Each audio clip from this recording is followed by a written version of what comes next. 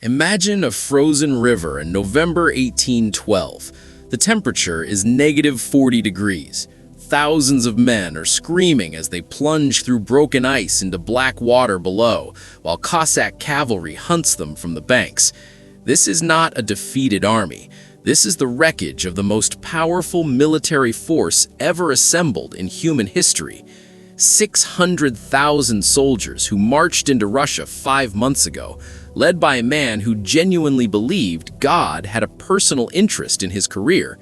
He has lost 500,000 men in a single season of ego-driven madness. He started as a penniless outsider from a rocky island nobody had heard of, rose to become a literal emperor who kept kings as pets, and is now watching his entire world dissolve into a blood-stained snowdrift. His name is Napoleon Bonaparte, and this is the story nobody told you completely. Napoleon was born in 1769 on the island of Corsica, a place that had been French for exactly 1 year when he arrived. He grew up speaking Corsican and Italian. His family was minor nobility with very little money and absolutely no connections to the French establishment that would define his future. When he arrived at the military academy at Brienne at age 9, he was an immediate target. The elite French students mocked his thick accent, his poor French spelling, his puny face, and yes, his height. 5'6", average for the era, but apparently sufficient reason to make a 9-year-old boy's life miserable every single day. He responded the only way he knew how. He buried himself in mathematics and military history and became the best student in the room. By the time he graduated, he was the first Corsican ever to complete the French military program. The resentment never left. It just found bigger targets.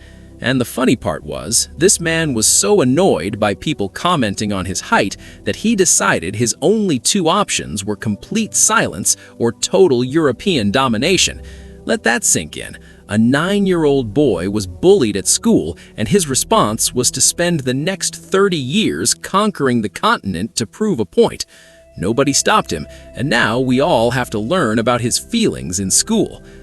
In 1796, Napoleon was given command of the Army of Italy. He was 26 years old. The army had no shoes, no food, and no morale. Within 14 days, he had knocked the Kingdom of Sardinia out of the war entirely.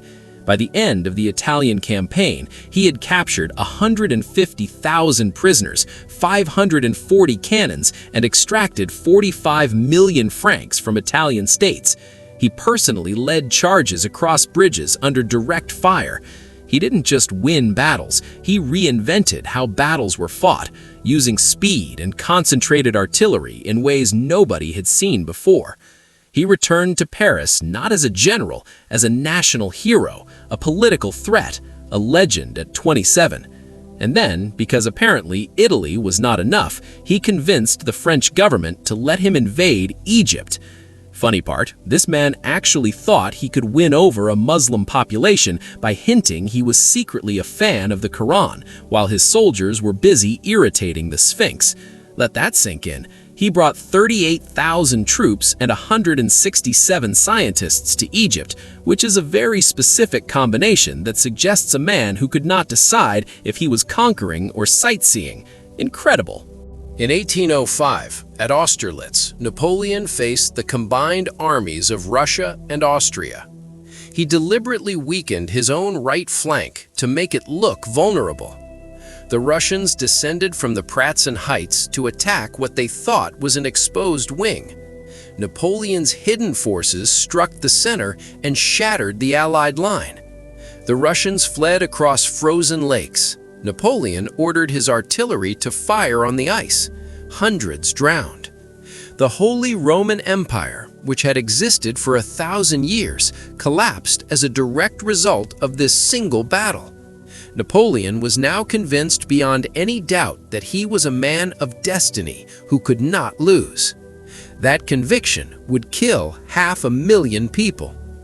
Unable to defeat Britain at sea after losing the Battle of Trafalgar, Napoleon tried to destroy it economically. He banned every European nation from trading with Britain. He called it the Continental System. Britain responded with its own blockade. European nations began smuggling. Their economies collapsed. They started resenting the man who was bankrupting them to satisfy his personal obsession with one island. To enforce the embargo, Napoleon kept invading countries that broke his rules: Portugal, Spain. He installed his own brother as king of Spain, expecting gratitude. Spain gave him 5 years of guerrilla warfare, 300,000 dead soldiers, and what he later called his bleeding ulcer. Funny thing, this man thought he could stop an island nation from trading by telling an entire continent no shopping. He was so obsessed with beating the British that he turned his own empire into a giant bankrupt customs office. He was like a landlord who bans deliveries and then wonders why all his tenants are moving out in the middle of the night. Not a single person in that room said, "Maybe the British have more boats than us." In June 1812, Napoleon launched the largest military operation in human history. 600,000 soldiers crossing into Russia. He expected a quick, decisive battle near the border. Instead, the Russians retreated, burning their own crops, destroying their own villages, leaving the French army nothing to eat across hundreds of miles of empty, scorched land. 70,000 men died in a single day at Borodino. Napoleon entered Moscow in September. The city had been deliberately set on fire by its own governor. He sat in the burning ruins for 6 weeks, waiting for a surrender letter that never came. Then, the Russian winter arrived. Funny part, this man actually thought the Tsar would just give up because Napoleon sat in his burnt living room for 6 weeks. He brought 600,000 people to a dinner party where the host wasn't home and the house was on fire. Of all the decisions in human history, waiting for a surrender letter in a city with no roof is genuinely extraordinary. He was so blinded by his own press releases that he forgot winter exists in Russia. The retreat from Moscow was a slow-motion apocalypse. -40 degrees. Men's fingers froze to their muskets. Those who fell asleep by campfires never woke up. At the Berezina River, Russian artillery opened fire on the retreating columns as they crossed temporary bridges. Thousands drowned in the icy water below. Of 600,000 soldiers who entered Russia, 93,000 came home. Napoleon abandoned his dying army and raced back to Paris in a carriage. He told the people of France that his health had never been the better. After Russia, every ally abandoned him. Prussia, Sweden, his own father-in-law, the Emperor of Austria. At Leipzig in 1813, he was overwhelmed by 360,000 Allied troops. By 1814, the Allies were invading France itself. In April 1814, Napoleon abdicated. His generals refused to fight. Paris had fallen. They exiled him to Elba, a small Mediterranean island with 12,000 inhabitants and an army of 1,000. Funny moment. This man actually thought he could be happy ruling an island the size of a large park after owning the entire world.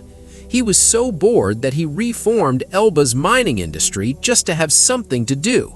Let that sink in. He lost 500,000 people in Russia, and his response to house arrest was to immediately start improving local agriculture. Incredible! He escaped Elba in February 1815, marched toward Paris. The soldiers sent to arrest him joined him instead. King Louis XVIII fled in the middle of the night. Napoleon entered the palace without firing a single shot. It lasted 100 days. At Waterloo, on June 18, 1815, Napoleon delayed his attack because the ground was too muddy. This gave the Prussian army time to arrive. His cavalry charges shattered against British infantry squares that refused to break. In the final desperate gamble, he sent in his Imperial Guard, the men who had never been defeated in battle. They broke. They ran. Napoleon abdicated for the second time. The British exiled him to St. Helena, a volcanic rock in the middle of the South Atlantic, 1,200 miles from the nearest land. He died there in 1821 at 51 years old, likely from stomach cancer. Spent his final years dictating his memoirs, carefully rewriting his story as a liberal visionary who only wanted to unify Europe for its own benefit. It worked. The Mémorial de Sainte-Hélène became a global bestseller and transformed the man who burned Moscow into a romantic martyr. The ultimate irony of Napoleon Bonaparte is this: he invaded Europe to build a French empire. His conquests accidentally triggered the nationalism that unified Germany and Italy. He tried to destroy British power. Britain became the undisputed master of the seas for a century. His Napoleonic Code spread revolutionary ideals of equality across the continent and laid the foundation for modern European democracy. He tried to make one man the center of the world. He accidentally built a world where no single man could ever be. Napoleon Bonaparte died begging to see Josephine, the wife he had divorced 11 years earlier to marry someone more politically useful. She had already been dead 7 years.